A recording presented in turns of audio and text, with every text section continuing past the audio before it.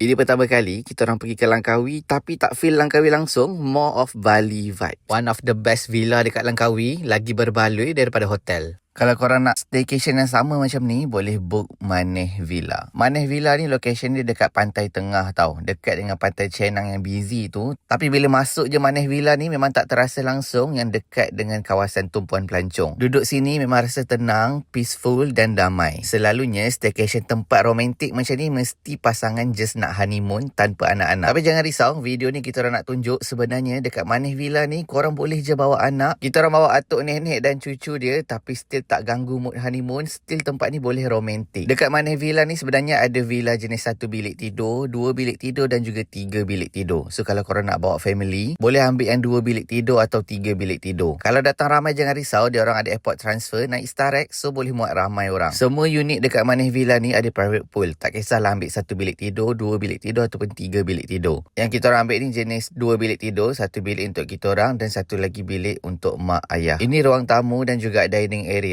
Untuk villa jenis 2 bilik tidur, ruang tamu ni dah cukup besar dah. Dekat dining area ni dia orang dah siapkan pinggan, mangkuk, sudu, microwave pun ada untuk panaskan makanan. Cuma dekat sini tak boleh masak. Tapi kalau nak bawa makanan daripada luar tak ada masalah. Dekat luar, dekat ruang tamu ni dah ada TV, tapi masuk ke master bedroom, bilik ni besar dan ada lagi satu TV.